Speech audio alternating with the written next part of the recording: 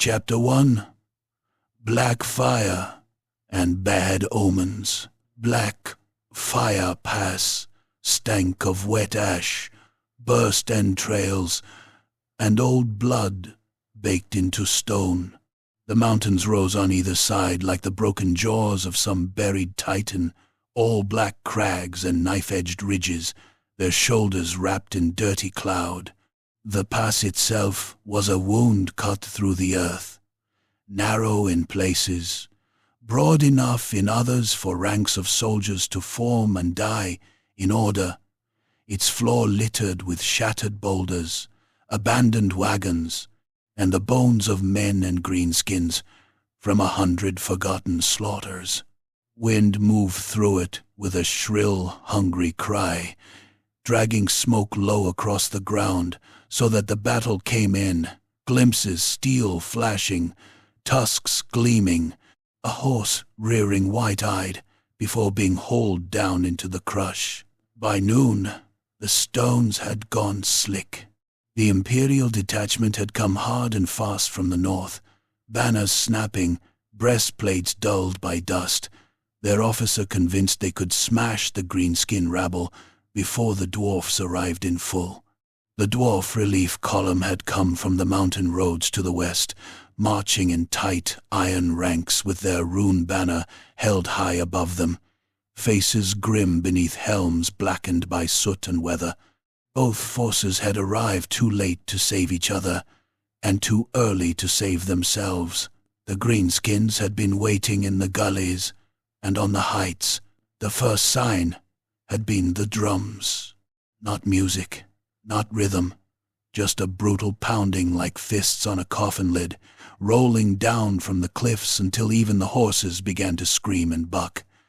Then the arrows came, short black shafts fletched with filthy feathers hissing out of the mist. Men went down clutching throats and eyes. A dwarf drummer took one through the cheek, and another through the knuckles, before a third punched between the rings of his mail and dropped him over his instrument in a spray of bright arterial red. Then the orch heat. They came roaring from the smoke and stonefall, huge slab-shouldered things in rusted plate and stitched hides, with jagged axes in fists like butchers' mallets. Goblins spilled after them in shrieking packs, stabbing at fallen men, clawing at baggage mules, cutting straps and throats with equal eagerness. The pass became a butcher's corridor in a heartbeat.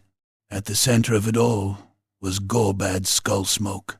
He came down the slope like a landslide with a face, bigger than the others by a head, broad enough in the chest to make armor seem decorative. He wore a cuirass of hammered iron plates, bolted over black leather and the skins of wolves. One horn jutted from the side of his helmet, where the other had been torn away. His lower tusks were capped in dark metal. Smoke curled from the vents of his battered gorget as if there were a forge burning inside him. In both hands he carried a long-hafted cleaver of an axe, its blade nicked and greasy with fresh use. He hit the front rank of state troops with such force that one man's body simply came apart. The axe bit through helmet, skull, jaw, collarbone, and breastplate, and did not stop until it struck the sternum of the man behind him. Gorbad ripped it free in a hot sheet of blood. The second man, still alive for one impossible moment, looked down at the ruin of his comrade draped over him and started to scream. Gorbad headbutted him hard enough to fold his face inward with a crack like split timber. "Waaagh!" he bellowed, and the word rolled across the pass like thunder. The cry took hold. Orcs answered. Goblins shrieked it in their thin, rabid voices. Even the trolls lumbering up from the rear grunted and slobbered as they came on, their long arms dragging knotted clubs through the mud and gore. The Imperial line buckled. A halberdier planted his feet and drove the spike of his weapon into an orc's gut. The blade punched through hide and muscle and burst from the creature's back in a slick red point. The orc stared down stupidly at it, then seized the shaft under one arm, dragged the man close, and bit away half his face. Teeth cracked through cheekbone, one eye burst in its socket. The halberdier thrashed and sprayed blood from his screaming mouth, while the greenskin worried him like a dog with offal. Nearby, a pistolier who had lost his horse fired both barrels into a goblin's chest at arm's length, blowing it open into a wet cavity of shattered ribs and meat. 2 more goblins leapt on him before he could draw steel. One hamstrung him from behind. He dropped with a howl. The other climbed his back, hooked dirty fingers into the corners of his mouth, and sawed a knife across his throat until the man's front turned black-red. The dwarfs held better. They always did. Their shield wall locked with a metallic crash, every beardling and greybeard shoulder to shoulder under the rune-marked banner. Axes rose and fell in disciplined, murderous arcs. Orcs that came within reach lost hands, knees, and heads. A goblin ran in under the shields and had its spine split from neck to groin by a dwarf with a 2-handed axe, the halves of it slapping apart on the blood-slick stones. Another orc took a hammer blow to the jaw that tore the lower half of its face away in a stringy red flap. It staggered backward, shrieking through a mouthful of teeth and blood, and 3 more dwarfs buried blades in its ribs until it toppled. The banner above them snapped and streamed in the bitter wind. It was old, older than any human memory there. The cloth was thick and dark with age, embroidered in gold and iron thread with ancestral runes. The spear-tip finial at its head glittered where it caught the sick daylight. Around it the dwarfs fought with the dumb, stubborn fury of creatures, defending not a position but a grudge so ancient it had become part of the bone. Gorbad saw it. Even in the red blindness of battle he saw it, his yellow eyes fixed on the rune banner through the surging crush, and something like hunger lit behind them. Not the simple appetite of a beast for slaughter, something sharper, meaner. He spat a gobbet of blood and broken tooth from his mouth. "Dat!" he growled, pointing with the axe. "Mine!"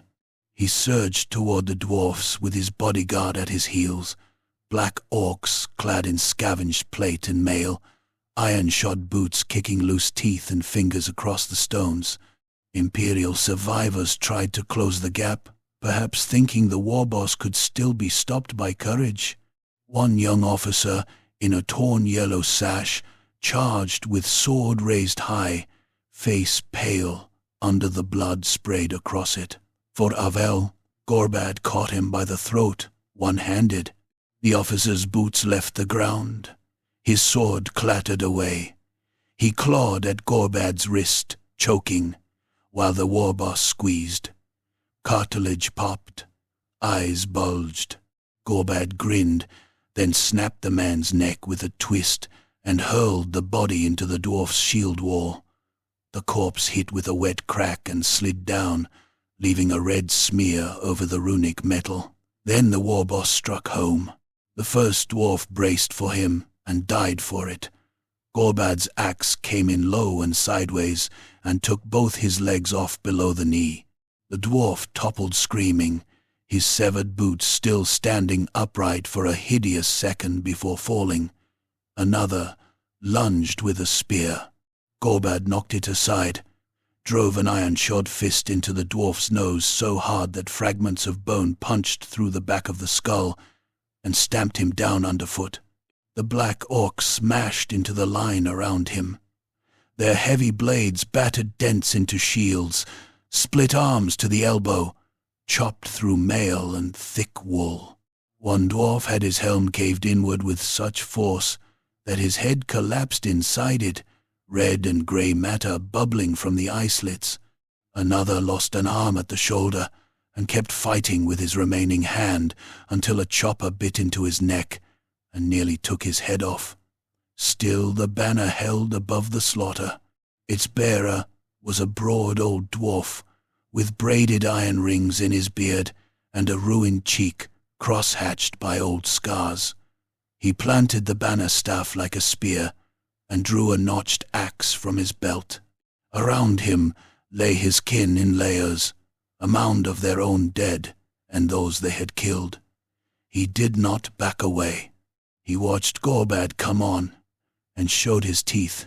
The warboss laughed. They met amid bodies. The old dwarf swung first, fast as spite, the axe cutting for Gorbad's knee. Gorbad twisted aside and the blade glanced from his greave in a fountain of sparks. He answered with an overhead chop that the dwarf caught on the banner staff itself. The wood boomed like a struck drum. Runes along the shaft flashed a cold blue-white, and for a heartbeat, Gorbad's grin faltered. The dwarf roared a curse in his own tongue and rammed the banner point at the warboss's face. It ripped across Gorbad's brow, opening the skin to the bone. Hot, black, red blood sheeted down over one eye. The black orcs around him snarled, but Gorbad only laughed harder, a terrible bubbling noise. He slammed his forehead into the dwarf's. The impact sounded like a hammer on an anvil. The dwarf's nose flattened. Teeth sprayed from his mouth. He reeled, but did not fall. He hacked again, this time bearing his axe in Gorbad's shoulder, where armor joined leather. The blade bit deep. Gorbad's left arm spasmed. Blood pumped over the old dwarf's fists. Then Gorbad dropped his own axe. He lunged inside the next swing, seized the dwarf by beard and throat, and drove a knee into his belly, hard enough to burst links in the mail. Air and blood blasted from the old warrior's mouth. Gorbad wrenched him close, opened his jaws, and bit off the tip of his nose. The dwarf screamed through the blood, flooding down his beard. With his free hand, Gorbad drew a jagged cleaver from his belt and plunged it under the dwarf's ribs. Once, twice, 3 times. Each thrust went in with a thick butcher's sound. On the 4th, the point punched through the dwarf's back in a wash of steaming blood. The old banner-bearer sagged, still trying to strike, still trying to curse. Gorbad ripped the knife free and opened his throat from ear to ear. The head stayed attached by skin and gristle as the body dropped. Silence did not come. It never came in battle. But something shifted. The dwarfs nearest the banner stared as Gorbad seized the staff in both hands and hauled it upward from the dead bearer's grip. For a moment, runes burned bright along the carved wood. The metal finial shrieked as if heated in a forge. Smoke poured from the blood on Gorbad's gauntlets. Then the light went wrong. What had been white-blue became a filthy violet-black, flickering along the rune carvings like oil burning on water. The cloth of the banner snapped once in the wind and shed a drift of dark sparks that did not die when they struck the stones. They crawled there, tiny black embers, feeding on blood. The nearest goblins shrieked and fell to their knees. Orcs beat their chests and roared. Even some of the dwarfs faltered, not from fear alone, but from the sight of something proud being fouled in an instant. From somewhere in the rear came a cackling voice. Urzagashtung pushed through the melee with his attendants, dragging charms of bone and shriveled heads behind him. He was small for a goblin, but where the others were all twitch and spite, he moved with the skinny assurance of something half-mad and wholly convinced of its own importance. His skin was the sick green of pond scum. Feathers, finger bones, and scraps of flayed skin hung from his robes. One eye was milk-white and rolled uselessly in its socket. The other glittered with feverish delight.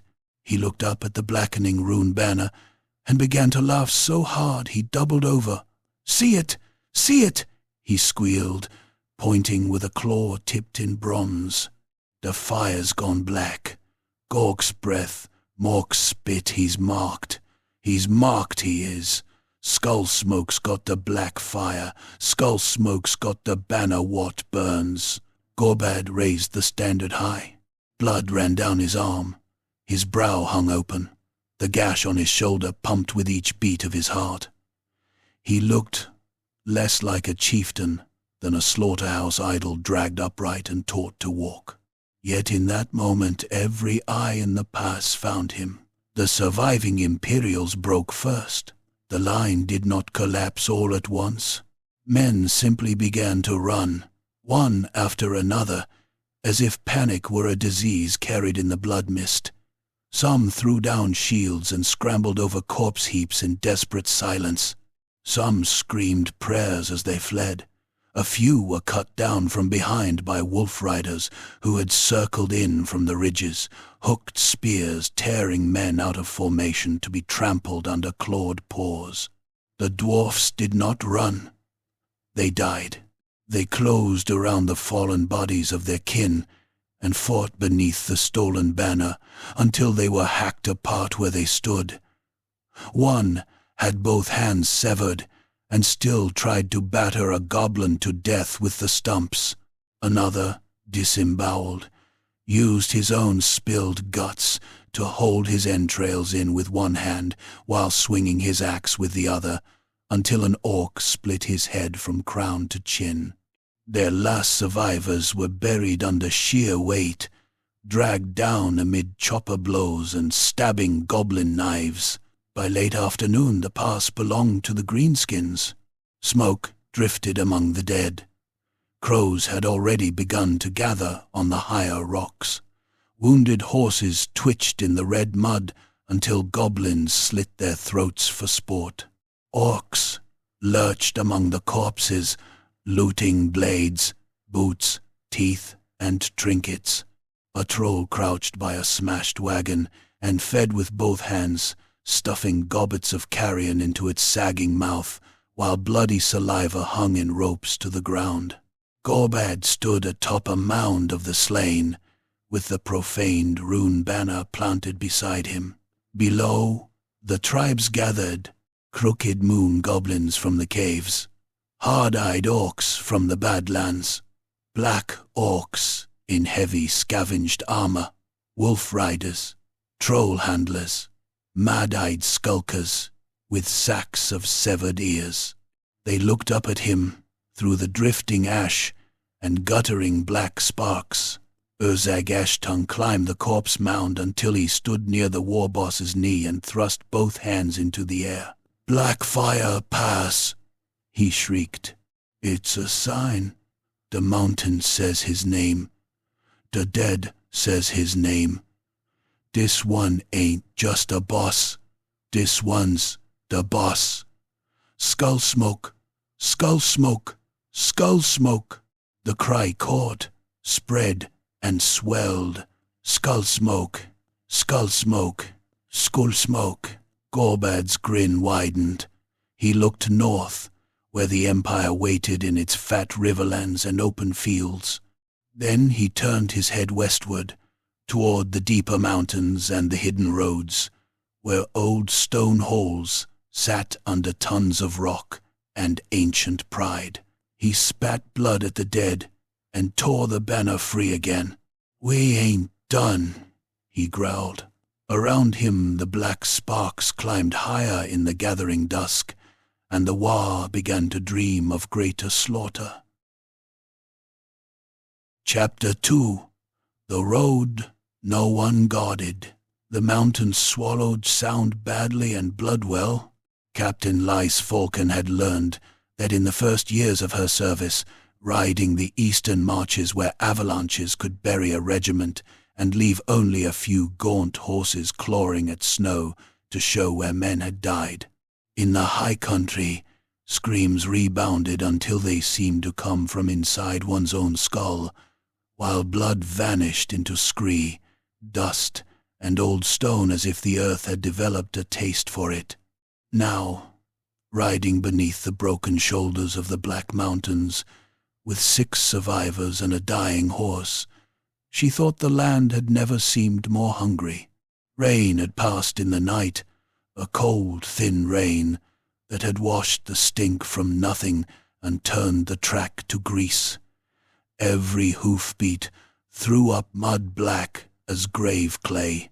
Above them the slopes rose into a wilderness of broken crags, leaning pines, and old dwarf roadworks half buried beneath centuries of landslip and neglect.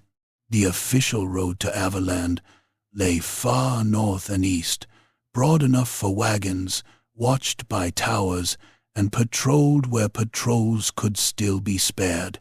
This trail was something else, an old stone vein cut into the mountain's ribs, too narrow for guns, too treacherous for columns, and precisely the kind of road no sane general expected a true invasion to follow. That was why the greenskins were on it. Falcon reined in hard and raised a gauntleted fist. The riders behind her jerked their mounts to a halt. They were a ragged knot now, caked with old gore and travel filth. Uniforms torn, cloaks stiff with dried rain and blood. One man, Trooper Hensel, had his left arm strapped in a bloody sling where a goblin arrow had passed through the bicep and taken a plug of flesh with it. Another rode with half an ear missing. Every horse showed white in the eye. Falcon slid from the saddle and crouched at the edge of the track. The mud spoke clearly enough. Heavy boot prints, many of them, wheel ruts, but not from civilized wagons, too irregular, too wide apart, dug deep by enormous weight. Here and there she saw the crescent gouge of dragged chains, the long trough marks of something massive hauled rather than driven, orc artillery, perhaps, or crude battering frames cut in the lowlands and broken down for transport. Goblin wolf tracks braided around the larger signs like writing from a madman's hand. Fresh. Less than a day. She touched one of the prints with 2 fingers, then looked upslope. Ravens shifted on a dead pine and watched her with the patient contempt of scavengers. "They're climbing," she said. No one answered at first. They all knew. The signs had been there for 2 days now, hidden from any commander foolish enough to stare only at the main roads and watchtowers. Burnt shepherd camps, livestock found opened from sternum to groin and left to steam in the dawn, children's shoes in ditches, a watch-post above a ravine whose garrison had been nailed to its own gate with broken spear shafts. And always the spoor leading not toward the plains, not toward the fields of Averland where every clerk and mapmaker said a way should go, but deeper into the mountains. Trooper Selmar spat into the mud. "General won't believe it." General Halbrecht believes what fits on a campaign map, and flatters him for reading it, Falcon said. "Mount up." They rode on. The trail narrowed until the cliff on their left leaned over them like an executioner peering down. Mist dragged in ribbons through the pines. Somewhere far below, unseen water battered stone in a gorge so deep the roar reached them muted and hollow. Falcon kept one hand near her pistol and the other on the reins, every sense stretched taut. She had sent 2 messengers north the day before, one by the ridge path and one by the old quarry road. If either made it through, Halbrecht would have warning enough to at least ask himself whether the greenskin raids toward Averland were too obvious, too theatrical. But she knew the kind of man he was. He would see burning farmsteads, broken toll houses, and refugees spilling onto the roads and call it confirmation of his own brilliance. He would not ask what moved in the mountains while he watched the plains. Men like Halbrecht wore confidence like polished armor, and both cracked only when struck hard enough. The track bent around a spur of rock. The first corpse hung there. It had once been a road warden. The man's blue-yellow coat was torn open, his bare chest black with flies. He had been strung, from a bent pine by his own guts. They had slit him from belly to breastbone, pulled the steaming ropes of intestine free, and looped them over the branch while he still lived. One boot was missing. His head lolled against his shoulder, face swollen and purple, tongue bitten through between the teeth. Below him lay two more bodies in pieces. One had no scalp and no hands. The other had been cut open from groin to throat and spread on the stones as if for some obscene inspection of the organs. Falcon's horse shied and nearly unseated her. Hensel crossed himself. Selmar muttered a curse. One of the younger riders, a lad named Vote, who had lied about his age to enlist, leaned sideways in the saddle and vomited into the ditch. Falcon stared past the dead, into the trees. Nothing moved. That frightened her more than a visible enemy would have. Orcs loved noise. Goblins loved it more. Silence meant intent. "Down," she snapped. They dismounted, muskets coming free, sword belts shifting. Falcon drew one of her pistols and moved ahead on foot. The smell around the corpses was ruinous. Opened bowels, sweet rot, wet bark, the metallic tang of spilt blood still fresh under the rain. Flies crawled through the road warden's beard. The branch above him creaked. A pebble clicked somewhere uphill. Falcon turned at once. "Cover!" The mountainside erupted. Arrows hissed out of the pines in a black cloud. One hit Selmar in the throat and punched halfway through, burying its head behind the neck. He dropped his musket, clapped both hands to the shaft, and fell on his knees, making a bubbling noise that would have been a scream with less blood in it. A second arrow took Vote through the cheek and out behind his ear in a spray of teeth.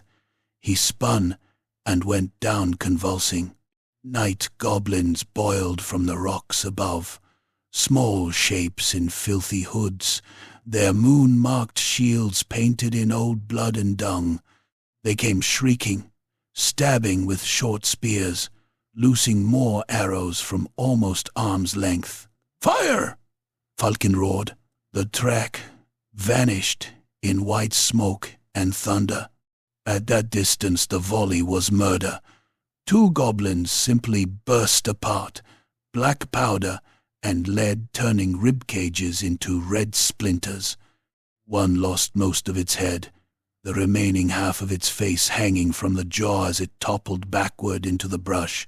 Another was hit in the stomach and folded around the wound, a steaming wad of gut pushing between its fingers as it shrieked. But there were too many. They skittered down the slope and in among the horses at once, knives flashing.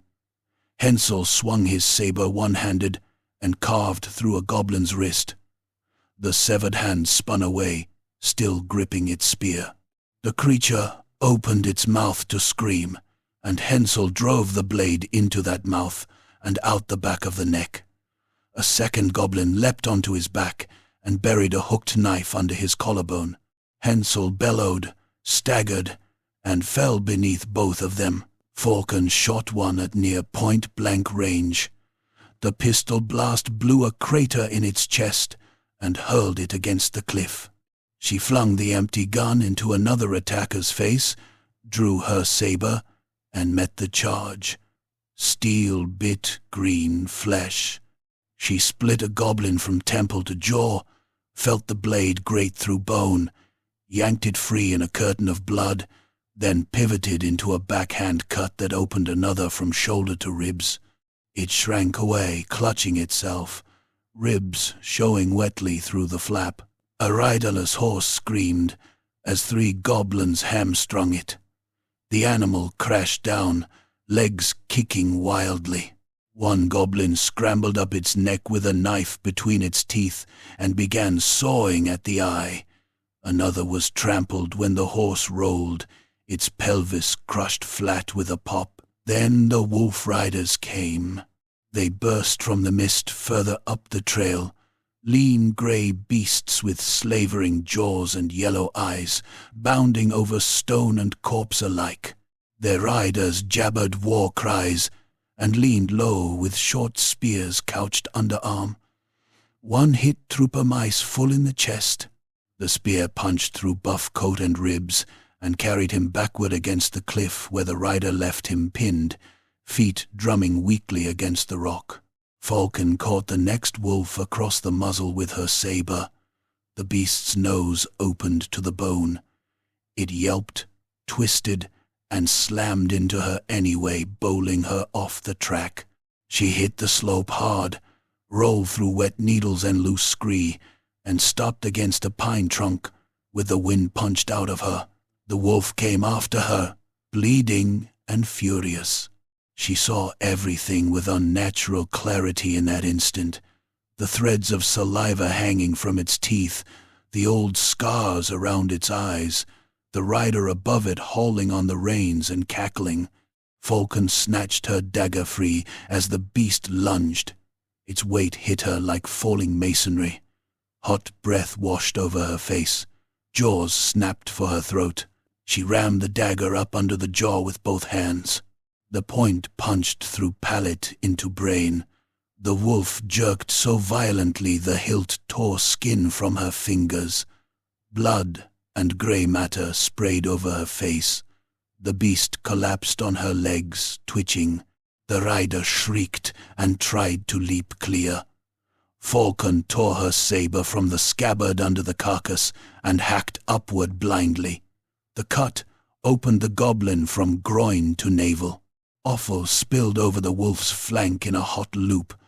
It stared down at itself in disbelief before sliding away. By the time she kicked free, the ambush had become a butcher's knot of smoke, flailing horses, and men dying too loudly. Selmar was on his back, with 3 goblins kneeling on him. One held his jaw up by the beard, while another worked a skinning knife around the edge of his face. He was still alive when Falcon shot the nearest through the temple and rushed the rest. She cut one across the spine and drove the last off, but Selmar's eyes had already gone glassy. The goblins had peeled his left cheek down to the teeth. Hensel managed to rise to one knee with the knife still in him and dragged a goblin close enough to bite its throat open. He came away with his mouth full of black blood before an arrow hit him under the eye and ended the matter. The survivors rallied around Falcon by brute instinct more than discipline. 2 men left. 3 if vote counted, and he did not. The arrow through his head had pinned him to the mud like vermin. "Back to the bend!" Falcon shouted. They fired what pistols remained loaded, then fought backward, step by step, using the narrowness of the road against the swarming goblins. One trooper took a spear in the thigh and screamed, but stayed upright long enough to bayonet the attacker through the ribs and kick it off the edge of the track. Another lost 2 fingers and kept reloading with clumsy, blood-slicked hands until a wolf tore his calf open and dragged him down into the brush. Falcon never saw exactly how they escaped. One moment they were engulfed, hacking and slipping on bloodied stones, and the next the goblins hesitated, shrilling to one another as a horn sounded somewhere higher up the slope, a single deep note. Then another. Orders. The attackers broke away with obvious reluctance, snatching what trophies they could. One severed Hensel's head in 2 quick chops and ran off with the top half by the hair. Another stooped to gather Vote's loose teeth from the mud. Then they were gone into the trees as quickly as they had come, leaving the road painted with blood and cluttered with twitching men and horseflesh. Falcon stood in the middle of it, chest heaving, face and hands black-red. Only 2 troopers remained beside her. Both were wounded. One could barely stand. They stared at the tree line with a shocked expression of men, still waiting for their own death to arrive and surprised by its lateness.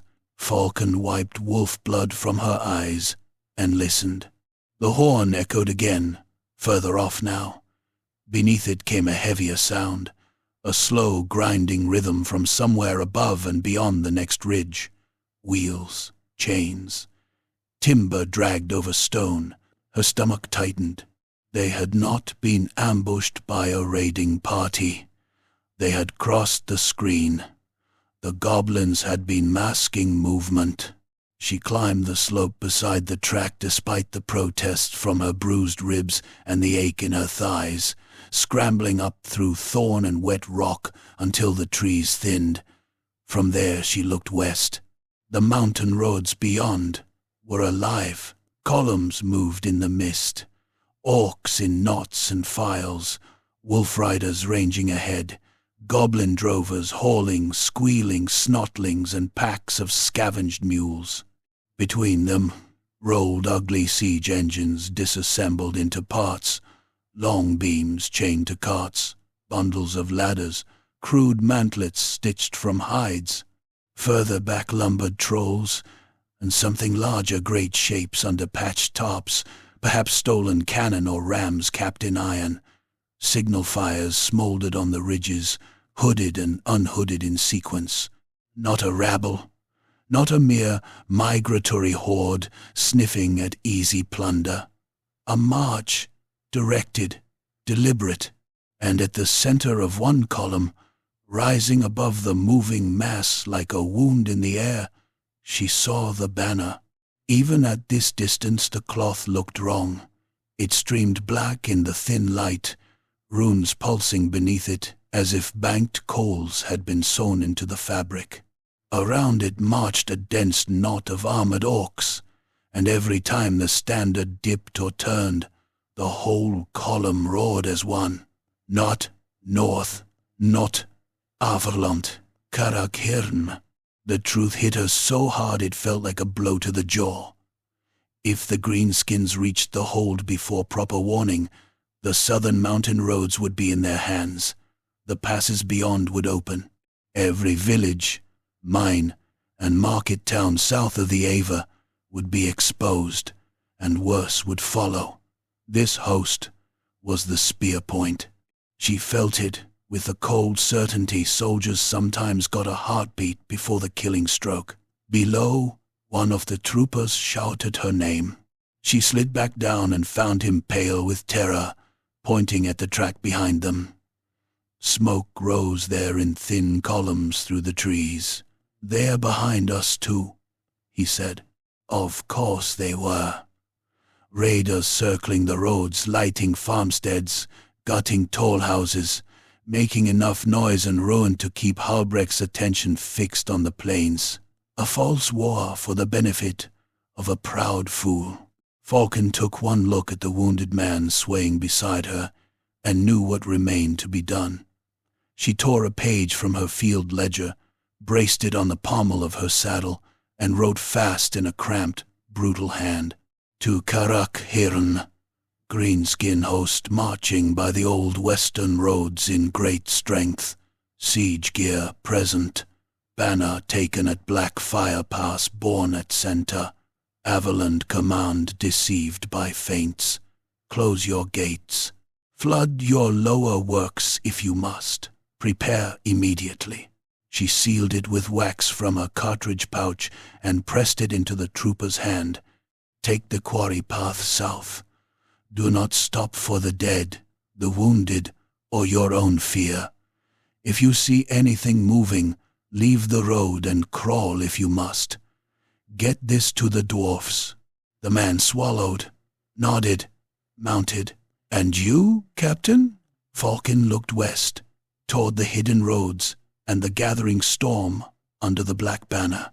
I'm going to make sure the hold hears me, even if the mountains themselves have to carry the message.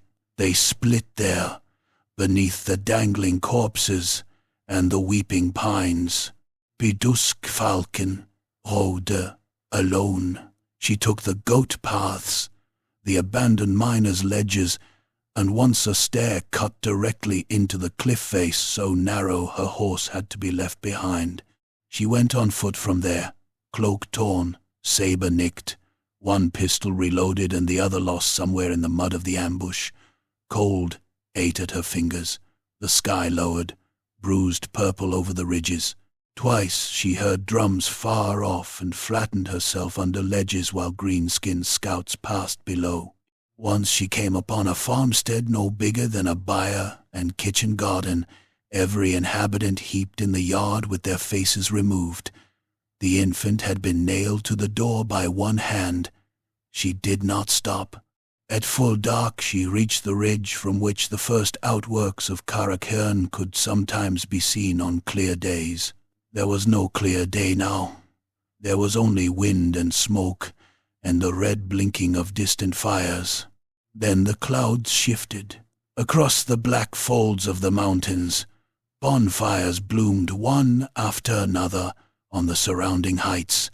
Scores of them, then more, tracing a broken ring around the unseen hold. Drumbeats rolled from ridge to ridge. Horns answered. In the valley below, where only emptiness should have been, thousands of moving lights crawled through the dark like embers spilling from a split furnace. The Waaagh had arrived first.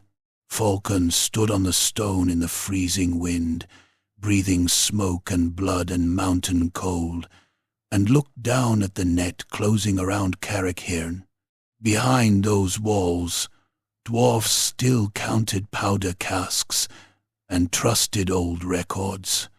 Somewhere north, General Halbrecht was almost certainly arranging his troops to repel an attack that mattered less with every heartbeat. Below, the bonfires guttered higher. The road no one guarded had done its work. Chapter 3. Siege of Stone and Smoke. Karak Hirn had been carved to outlast hatred. Its gates were set into the mountain like the clenched teeth of a buried god, each slab of iron-bound stone thick enough to turn a battering ram and broad enough for 6 dwarfs to stand abreast behind the murder slits.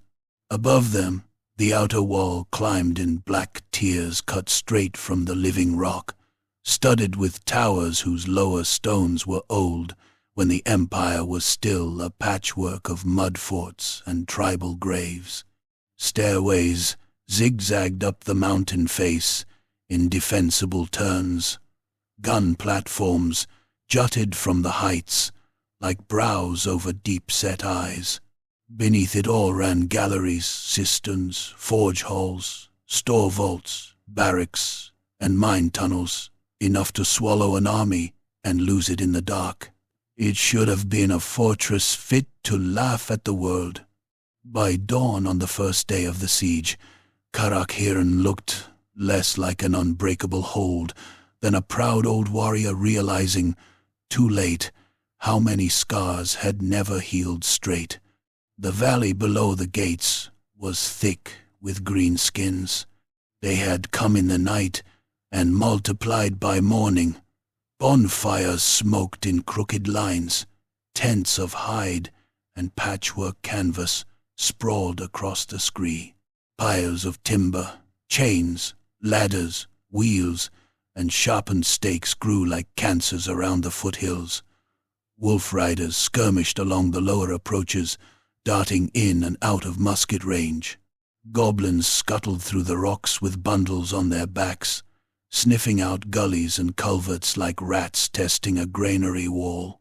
Trolls lurked by the streams, huge and dim-eyed, their bodies slick with old scars and new filth. Orcs milled in roaring knots, striking one another for amusement or authority, while bigger bosses bellowed them back into shape. And above them all, where every defender on the wall could see it, rose the stolen banner. It stood planted on a mound of shattered milestones and looted dwarf dead, its dark cloth snapping in the mountain wind. The runes that should have glowed clean and cold now smoldered like wounds, sealed over hot iron. Black sparks drifted from it and did not die. When they landed, they crawled, they clung to stone, they hissed in cracks and mortar joints.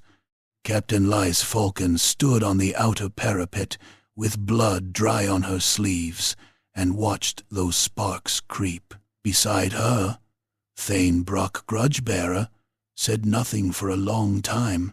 He was built like the hold itself, broad, heavy, cut deep rather than elegantly, with a beard divided into iron-ringed forks, and a face that looked as though some old god had made it from quarried granite, and then struck it several times with a hammer. His armor was dark scale over mail, worn smooth at the edges by years of use rather than polished vanity. One cheek carried an old burn scar that pulled when he clenched his jaw. He had not slept. Neither had anyone worth mentioning. When he finally spoke, his voice came rough and low. "That banner should have been buried in our deepest vaults," he said. "Not carried back to us in an orc's fist." Falcon turned to him. "It matters that much?" Brock's eyes did not leave the valley. It mattered enough to shame clans. Enough to start grudges that outlived sons and grandsons. That standard belonged to the Stonefist line. They broke faith once, long ago, when Karak Hirn needed them most. Men remember defeats. Dwarfs remember failures. His mouth hardened. Now the dead carry their failure home. Below them, drums began. They were not drums in any civilized sense. They were skins stretched over barrels, shields, and split casks, beaten out of time and out of mercy. The rhythm rolled up the mountain in ugly waves. Horns joined it, long and flat and brazen. Goblins scampered ahead of the main host, capering and waving severed heads on poles. Orcs formed in dense wedges around ram shafts and hide screens. Wolf riders swept the flanks, driving captives before them. Mountain folk, miners, drovers, a handful of road wardens stripped to shirts and terror. Then Gorbad's skull smoke rode out beneath the blackened rune banner. He was mounted on a boar so huge and scar-knotted it looked bred from an older, fouler age, its shoulders humped with muscle, its tusks shod in iron. Gorbad himself wore scavenged plate and trophies, chain draped from one shoulder, a string of dwarf badges, a human officer's broken gorget hanging at his hip. The wound over his brow had crusted dark and split anew, so that blood ran into one eye. It only made him look more alive, more delighted. He lifted the banner high. The Waaagh roared. From the walls came answering hate, not shouted so much as forced through clenched teeth. Dwarf gunners spat over the parapet. Axes rang against shields. Somewhere to Falcon's left, one of her surviving troopers crossed himself with 2 fingers and whispered something to Sigmar that the wind tore away. Gorbad rose in his stirrups and bellowed up at the gates. "Oi! Stunties!" he roared. "Come get your rag!" Laughter exploded through the green-skinned lines. Then he dragged one of the captives forward by the hair, a dwarf, old enough to have gone mostly white at the beard, though blood and dirt had made the hair clump black. The prisoner's hands were bound behind him. One eye hung swollen shut. Gorbad thrust the stolen banner's spear tip under the dwarf's chin and forced his face upward toward the walls. Brock went still. Falcon saw recognition strike him and hated the certainty of it. "You know him, Baron Stonefist," Brock said, and his voice had gone dead flat. "Last of them." Gorbad said something too distant to hear, but Baron spat in his face. The warboss laughed and drew his axe. He did not take the dwarf's head cleanly. He hacked low, chopping into the collar and shoulder first. Bone cracked, blood fountained. Baron folded sideways but did not fall, because the axe had lodged too deep. Gorbad planted a boot on the old dwarf's back, ripped the blade free in a sheet of meat and mail rings, and struck again. The second blow opened the neck. The head came loose on a strand. He seized it by the beard and flung it toward the gate. It bounced twice on the stones below with a wet, obscene lightness. The wall guns spoke all at once. Flame punched from the embrasures. Smoke engulfed the battlements. Cannonballs tore furrows through the foremost greenskin ranks, turning goblins into red weather and hurling orcs backward in chunks. One shot took a boar under the ribs and blew out half its body, spraying its rider with steaming organs. Another ricocheted through a knot of wolf riders and left only fragments flapping from saddles. Crossbows and handguns joined in, the air filling with iron and lead. The Waaagh came anyway.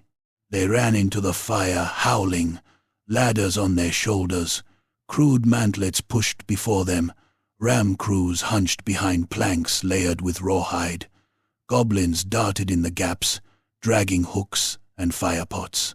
Orc archers loosed upward in black swarms that struck the parapets with a sound like hard rain on timber. Falcon fired her pistol into the face of the first goblin to crest a ladder. The shot split its skull to the ears and hurled it back into the climbers below. She dropped the empty weapon, drew steel, and hacked at grasping hands. Around her, the dwarfs fought in a grim, efficient rhythm. Long axes chopped down ladder rungs. Hammers smashed fingers into paste. One beardling upended a cauldron of boiling pitch and sent it cascading down the wall. The stuff hit a ram crew and stuck. Orcs shrieked and rolled, their skin sloughing in bubbling strips as the fire took hold. For a little while the defense held with brutal confidence. Then the first gate hammer struck. The sound shuddered through the whole outer wall, a deep, iron-heavy boom that made dust leap from cracks in the parapet, and Falcon feel the impact in her back teeth. Another followed, then another, steady and patient. The ram was bigger than any she had expected, a stripped tree trunk banded with chain and iron, dragged beneath a roof of wet hides by 30 orcs, and driven by a black orc overseer bellowing through a horn. Brock was already moving. "Hold the wall," he snapped to his captains. "Falcon down." They ran the inner stairs at a punishing pace, boots ringing on stone slick with old damp and falling dust. The gate hall below was a vaulted throat of black rock and ironwork, lit by braziers and firing slits. Dwarfs swarmed there, levering braces into place, feeding powder and shot to the wall guns, hauling up reserve shields. The great gate itself groaned with every impact from outside. Iron straps shivered. Stone chips jumped loose from the frame. Dory Flintvane was in the middle of it, soot-blackened and furious. He looked too young for the title of engineer, though his eyes had the sleepless age of a man who had spent too many years listening to machines lie to him. His beard was shorter than custom-liked, tucked into his leather apron, and his left forearm was braced in a steel splint where an old forge accident had twisted it. He held a wrench in one hand and a grease-blackened ledger in the other. "That lintel's taking the force badly," he barked as Brock arrived. Crack opened above the third brace. "We can shore it, but not if the western culvert keeps venting smoke into the lower galleries. I've got crews flooding the old vent shafts, but half the valves are seized and the other half were lies in the records." "Speak plain," Brock growled. Dory jabbed the wrench toward the floor. "The hole's older than the maps you were shown, my lord. There are dead works below us that aren't dead enough. If goblins find those passages, they'll come up in our guts." The gate boomed again, harder. One of the braces split with a report like musket fire. Dwarfs cursed and heaved another into place. Falcon looked to the side passage where her own handful of soldiers stood ready among the clansmen, foreigners in a stone throat, pale-faced and determined. She had seen city walls, border forts, river keeps. Karak Hirn was another breed. It was not meant to be taken from the front, so of course the enemy would come from below. "Then we kill them in the guts first," she said. Before anyone answered, a cry rose from one of the firing slits. "Left lower slope." "Sappers." Brock lunged to the opening and looked down. Falcon crowded in beside him. Goblins were scrambling through a rubble field beneath the western tower, bent under wicker screens and carrying sacks, picks, and coils of fuse. They vanished into a crack in the rock face that Falcon would have taken for a natural fissure if she had not seen the worked stone half buried behind it. Dory's face drained of color beneath the soot. "Old mine cut." Brock turned on him like an axe head swinging. "You said it was collapsed." "It was. Last century. Unless the outer fall's been cleared from beyond. Then it is now a door."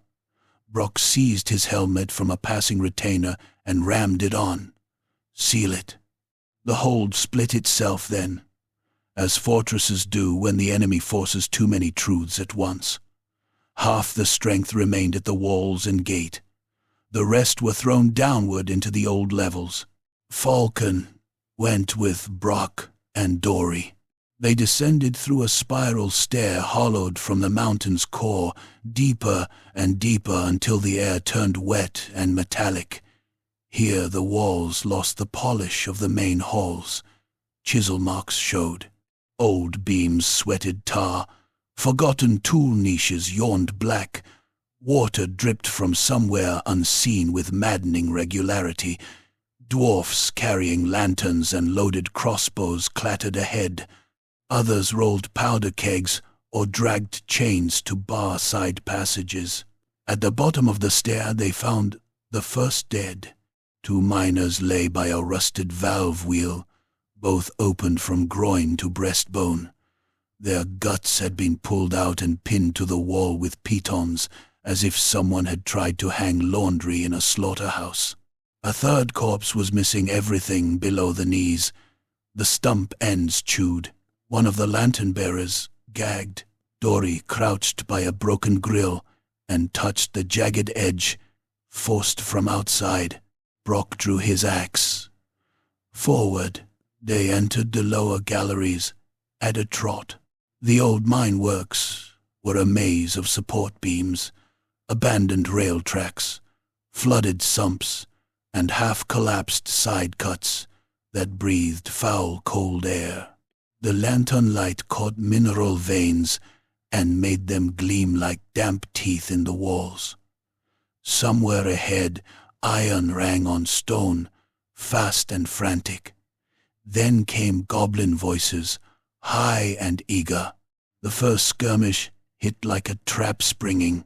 Night goblins burst from a side tunnel pushing a cart heaped with blasting powder and scrap iron. Dwarf crossbows thudded. Bolts nailed 2 creatures to the cart. A third touched a fuse anyway, giggling through black blood. Falcon fired into the powder at 10 paces. The tunnel became white light. The blast punched the breath from her and hurled men and goblins alike backward. Splinters of cart, bits of iron, and goblin bones whipped through the smoke. One dwarf lost the lower half of his face and stayed standing long enough to take 3 steps before collapsing. Another was driven into a support beam with a shard of axle through his chest. The ceiling shed stone fragments. Dust boiled thick enough to choke. Out of that dust came the orcs. Not many. A wedge of them, armored and deliberate, driving into the stunned defenders before they could reform. One hit a dwarf, shield first, and crushed him against the wall. Another buried a chopper in a lantern-bearer's collar and ripped down opening chest and belly in one wet motion so that coils of intestine slopped steaming onto the rails. Falcon parried a cleaver that jarred her whole arm numb, stepped inside, and rammed her saber through the orc's throat. The blade stuck between vertebrae. The dying creature grabbed her by the coat and tried to drag her close enough to bite. Brock ended it by smashing the orc's skull sideways with his hammer axe, brain and bone spraying the wall. The fighting dissolved into intimate murder. There was no room for formations in the lower works. Men and dwarfs fought shoulder to shoulder in constrictions, where every swing scraped rock and every missed blow rebounded dangerously. Goblins lunged low at shins and groins.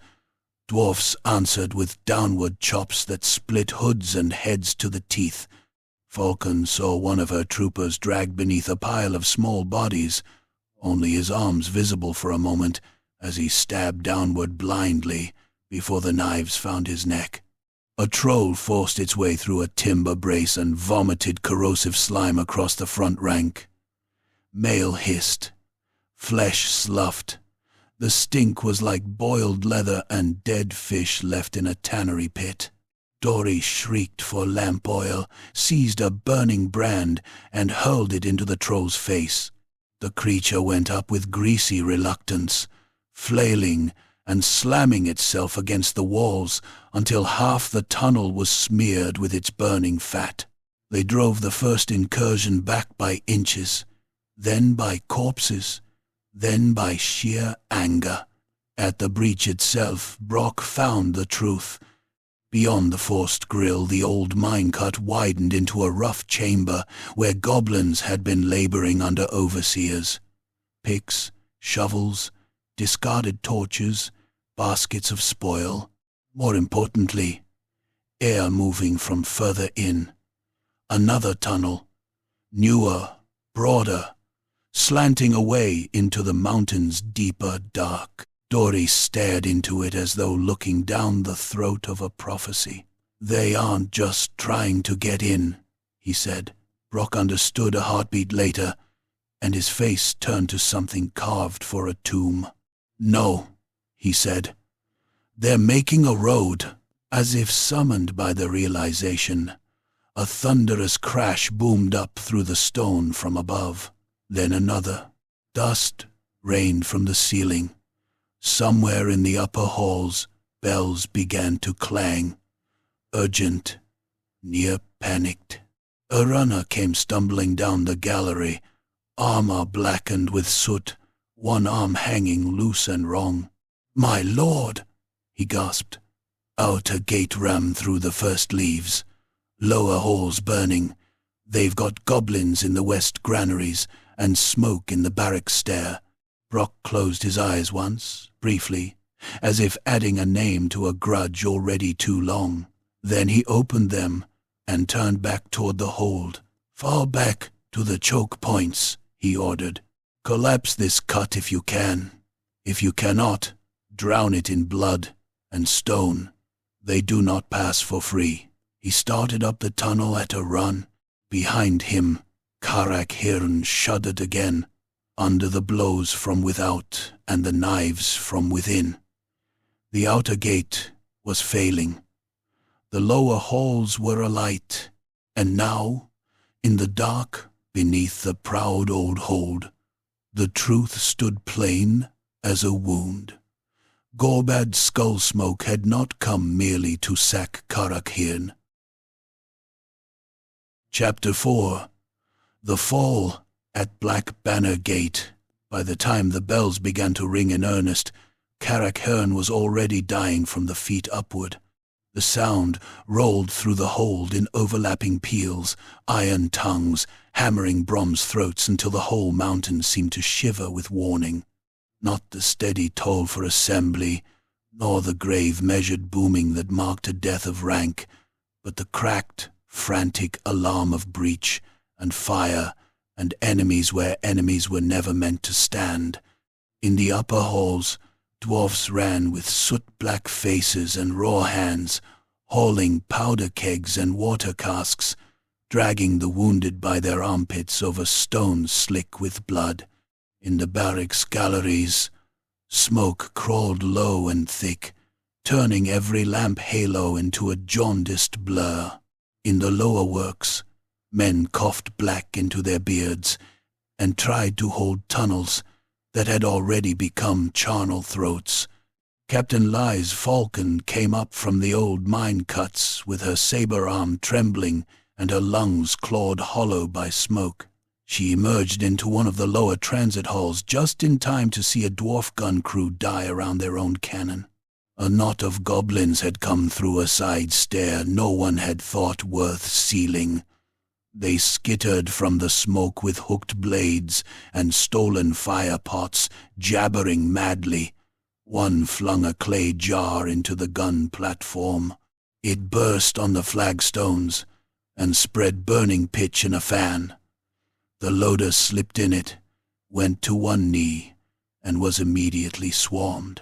Falcon saw one goblin leap onto his shoulders and drive a knife in under his ear.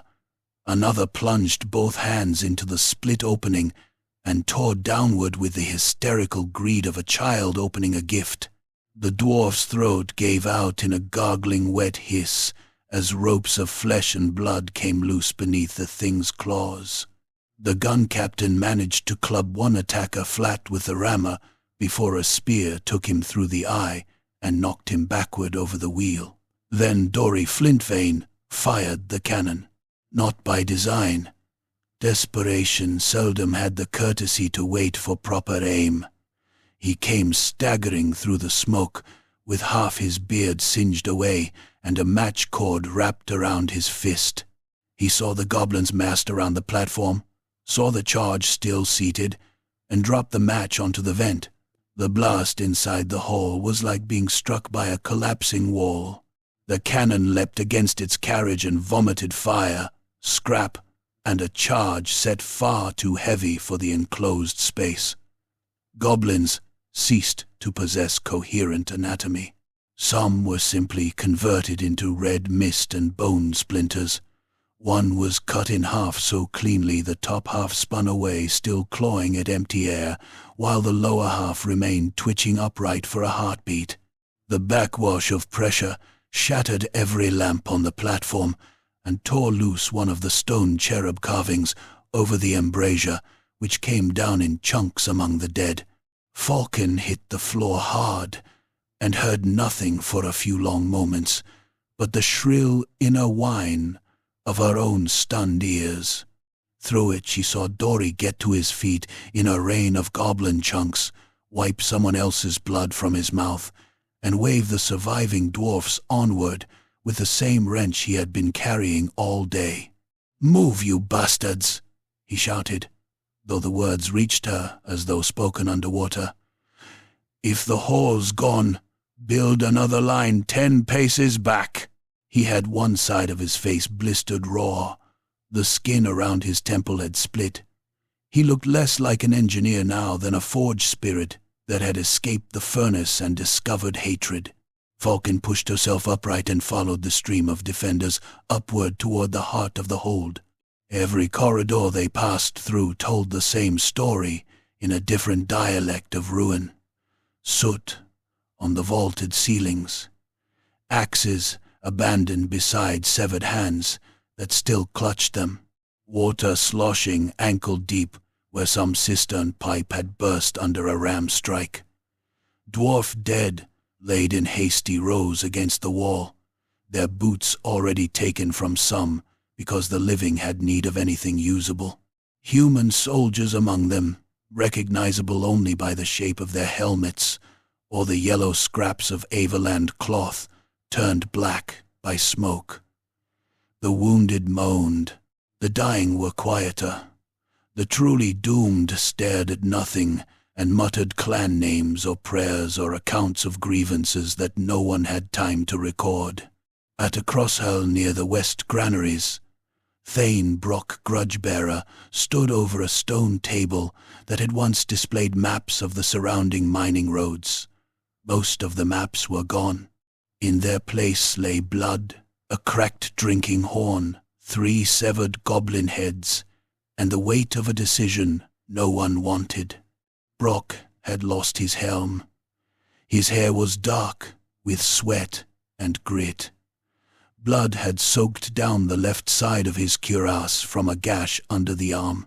Yet he stood as if the mountain itself had jammed a shard of its spine through him and kept him upright out of spite.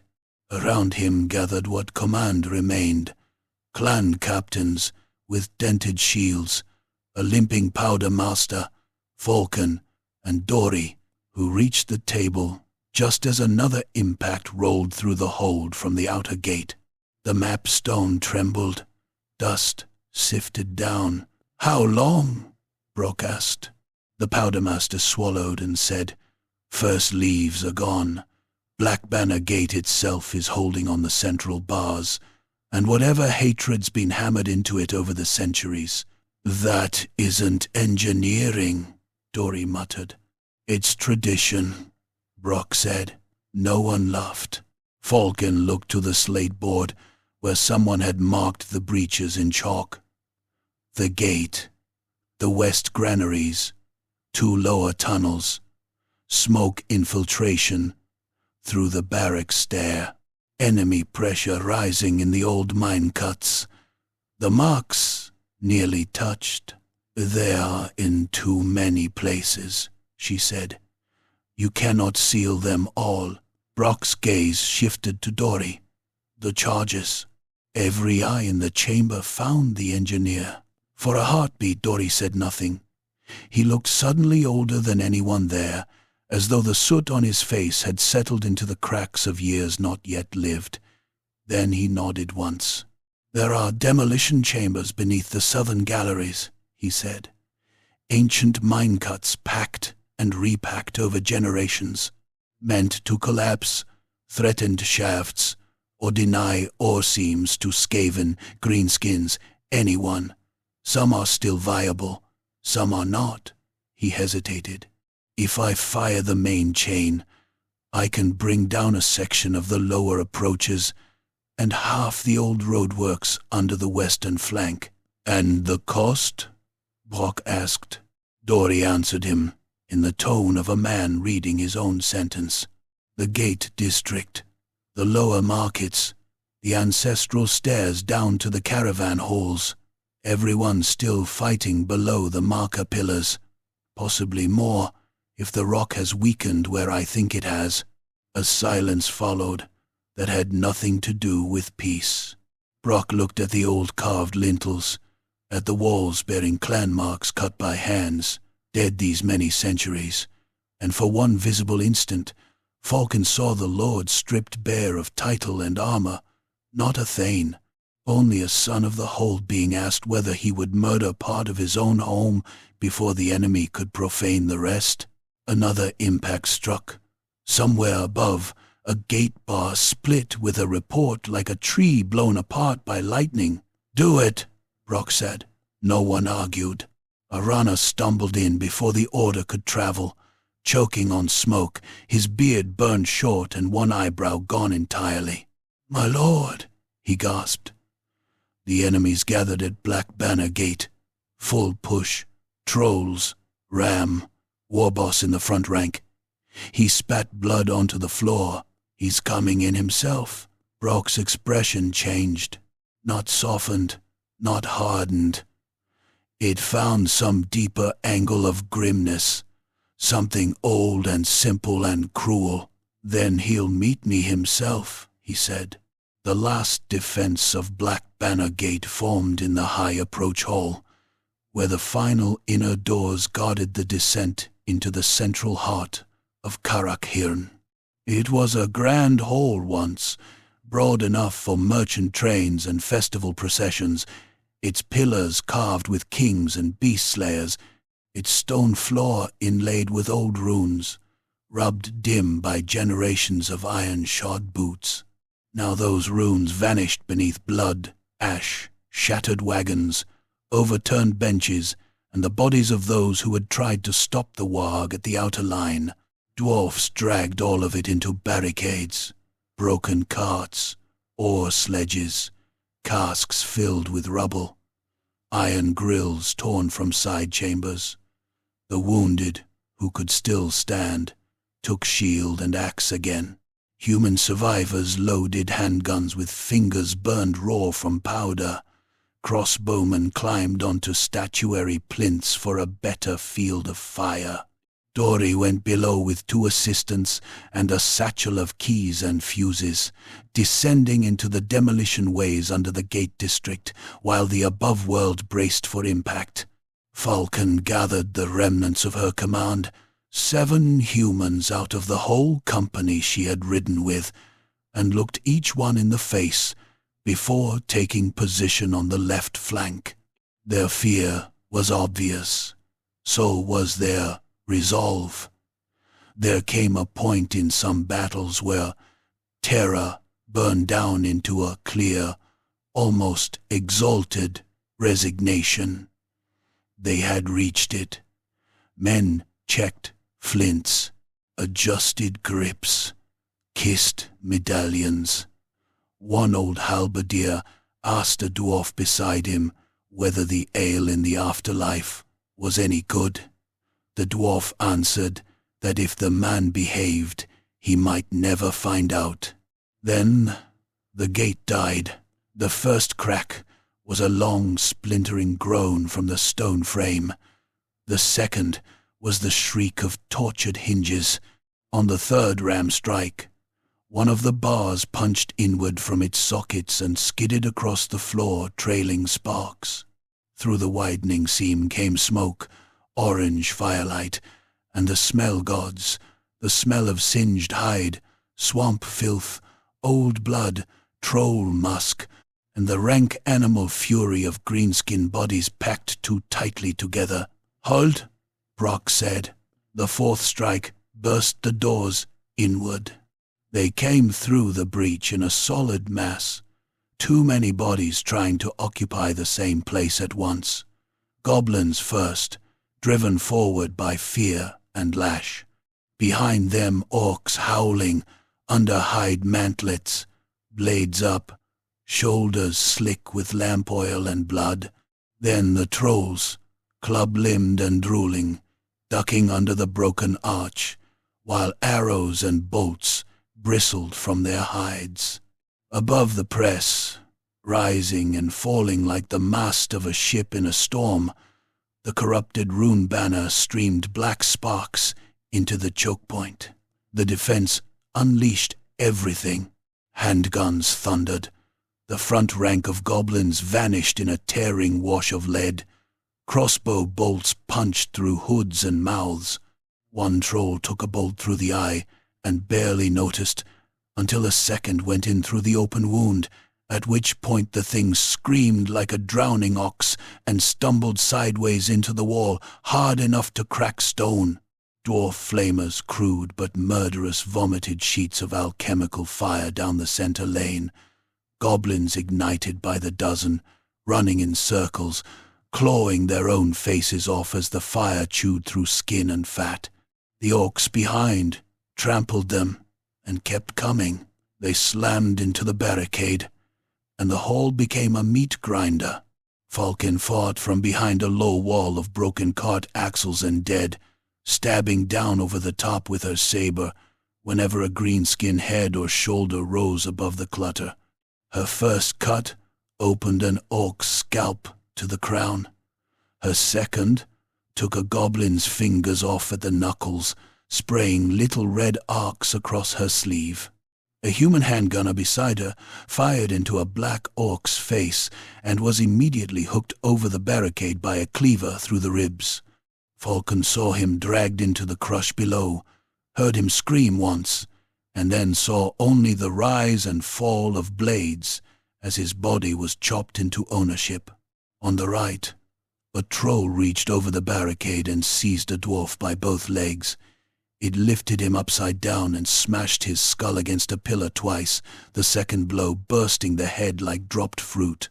Brock met the creature before it could swing the corpse as a club. He went in, under the reach, hammer axe buried to the beard in one knee. The troll sagged. He hacked into its open mouth next, splitting jaw and tongue in a fountain of greenish gore, and when it collapsed he climbed the carcass to reach the orcs behind it. He fought like a sentence being carried out. Every blow from him was compact, brutal, without flourish. He caved in helms, broke wrists, opened throats, at the join between gorget and jaw. One orc tried to grapple him and lost 3 fingers to the axe head before Brock drove the spike into its eye socket and used the leverage to wrench the skull free of the spine with a wet cracking twist.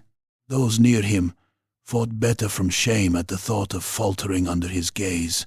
Still the enemy forced in. Black Banner Gate became a place where no footing remained untreacherous. The floor was greased with blood and rendered fat from burning goblins. Corpses jammed the gap until new attackers climbed over the dead of their own side to reach the living. The blackened rune banner appeared nearer and nearer between thrusting bodies, borne now by a broad-shouldered orc with one arm hanging limp and useless. When that bearer took a bolt through the neck, another seized it before it touched the ground. The standard seemed impossible to kill. It moved forward through smoke and slaughter with the stubborn malignancy of a curse. Then Gorbad Skullsmoke stepped over the threshold. He came through the breach bareheaded, roaring, his face sheeted with blood both old and new. His armor had been battered flatter in places by shot and stonefall. One tusk cap was missing. His left shoulder was wrapped in filthy bandages, already soaked through. None of it lessened him. If anything, it made him seem truer, stripped down to what had always been at the core, violence given appetite and direction. He swung a 2-handed axe, crusted so thick with gore the edge looked lacquered black. The first dwarf in his path lost head and right arm in the same stroke. Gorbad backhanded the corpse aside and surged into the front line, splitting shields, trampling the wounded. A human pikeman jabbed for the throat and got the shaft seized and yanked away. Gorbad punched him once in the chest. The man folded around the fist as if the sternum had been removed. Blood burst from his mouth and nose. Gorbad grabbed him by the face and hurled him into a pillar hard enough to leave a red fan where the skull burst. "Brock!" the war boss bellowed, whether by knowledge or instinct. "Come, Ava, go, stunty." Brock went. The defenders around him closed ranks by reflex, creating just enough killing space in the madness for Lord and Warboss to find one another. Falcon killed a goblin clawing at her boot, shoved an orc spear aside, and saw the two meet amid smoke, sparks, and the bodies of their dead. Brock struck first, a low cut, aimed not for glory but for tendon. Gorbad hopped it with terrifying nimbleness for his size, and chopped backhand. Brock caught the blow on his shield. The impact crushed the boss into his forearm and split the rim. The Thane turned with it, sliding on blood, and slammed the hammer end of his weapon into Gorbad's ribs. Iron boomed on armor. Gorbad grunted, more surprise than pain, and brought his knee up like a battering ram. It hit Brock in the belly and sent him skidding back over a corpse. They closed again. The second exchange was uglier. Gorbad hacked from the shoulder. Brock stepped inside, and the axe head tore a groove through his pauldron instead of burying in his neck. Brock answered, with a spike thrust for the eye. Gorbad jerked away and lost only a strip of cheek, green skin hanging open to glistened muscle. He laughed, blood running into his mouth, and hammered a gauntleted fist into Brock's temple. The Thane staggered. Gorbad tried to finish it with an overhead chop. Brock raised the ruined shield in both hands, and the blade split it from boss to grip, biting down into the iron bracer beneath. Brock roared, trapped, and drove his head forward. Their skulls cracked together like colliding stones. Around them the battle still raged, but the fight had acquired a center. Falcon saw one of Dory's assistants appear at the side stair, face gray with powder dust. "The charges are set," he shouted.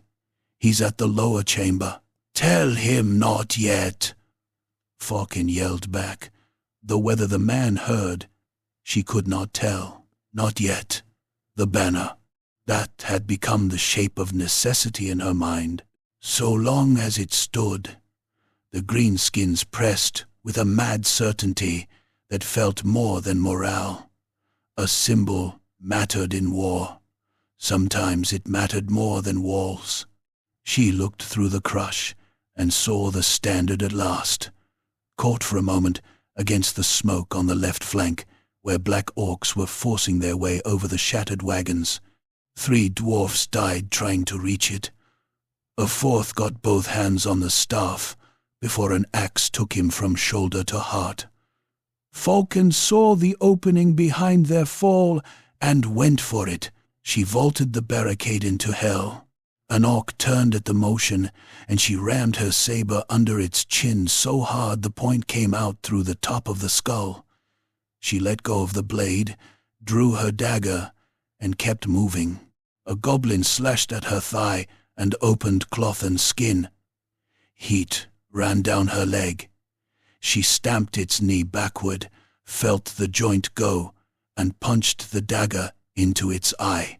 The bearer of the banner loomed ahead, tusked, armored, snarling, both hands locked around the profaned staff. Falcon hit him from the side, the dagger buried in the gap beneath his arm. He bellowed and backhanded her across the face with enough force to spin her. She tasted teeth and blood. The banner's lower spike stabbed the floor inches from her hand as the bearer fought to keep balance. Black sparks fell over her sleeve and burned there cold, not hot, eating tiny wormholes through the fabric. She seized the staff. The runes flared wrong beneath her palm. Pain went through her arm like a forge poker thrust into the marrow. She smelled her own flesh scorching under the gauntlet. The orc roared and tore at the shaft. Falcon put one boot against his thigh and hauled with everything left in her body. For a heartbeat the two of them struggled over the symbol of the whole cursed siege while men and dwarfs hacked and died around their knees. Then a crossbow bolt punched through the bearer's throat from somewhere behind her. The orc gagged, released one hand, and that was enough. Falcon ripped the banner free and staggered backward with it. Instantly every greenskin who saw it screamed. Some lunged for her. Some recoiled as if afraid of what would happen if the standard touched the ground. The black sparks intensified, hissing up the cloth in swarms. "Dory!" she shouted, though he was nowhere near. "Now!" She did the only thing left. Falcon plunged the banner's spear tip into a burning brazier, overturned near the barricade, and drove the cloth down into the heart of the coals. At first it did not burn like cloth. It writhed. The runes crawled in oily purple light. Something in the weave shrieked, not air, not metal, but something meaner, as if a trapped spite had found voice at last. The black fire burst upward in a column that illuminated the hall in corpse colors. Goblins fell to their knees, clutching their heads. Orcs howled. Gorbad himself half-turned at the sound, and in that half-turn Brock buried the hammer spike under his breastplate. The blow drove deep.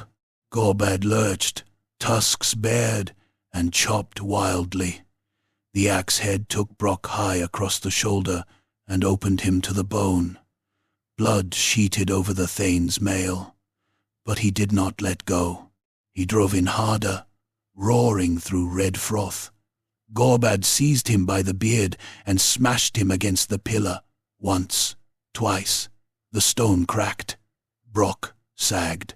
Gorbad ripped free with a gush of dark blood and staggered back, one hand pressed to the wound in disbelief more than weakness.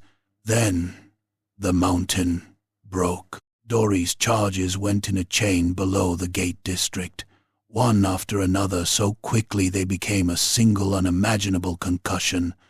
The floor lurched under everyone's feet. Pillars split. Statues burst. A seam zigzagged through the inlay runes and widened into a mouth in the stone. Fire and dust punched up from below. Entire sections of the left flank vanished with defenders and attackers together, dropping into blackness amid a cyclone of rubble and screaming bodies. Falcon was thrown backward as the burning banner tore itself apart in her hands. She hit the floor, rolled, and nearly went into the widening chasm before a dead dwarf's shield jammed against her hip and stopped her. Through the storm of dust, she saw Gorbad and Brock together at the lip of the collapsing gate approach. Brock, half ruined, still had one hand locked in the war boss's armor straps. Gorbad roared and hammered at him with his fists because the axe had gone somewhere into the dark. One blow pulped an eye, another flattened Brock's nose, yet the Thane only tightened his grip, beard and blood whipping in the blast. "Down!" he snarled, and whether Falcon heard the word or only read it in the shape of his mouth, she never knew. The ledge beneath them gave way. They vanished into the roaring dust together. After that there was only collapse. Stairs buckled. The inner wall sheared off in a slab. Orcs and dwarfs alike disappeared under an avalanche of carved stone and burning beams. A troll, still alive though missing both legs, clawed its way along the lip of the chasm until a falling gate chain crushed its skull flat. Falcon crawled because standing had become impossible. Someone hauled her by the collar into a side hall just before the main arch of Black Banner Gate came down and obliterated the place where she had been. The noise dwindled by degrees, from world-ending to merely vast, from vast to thunder, from thunder to the patter of smaller stones settling into new graves. When the dust finally thinned, Karak Hirn had changed shape.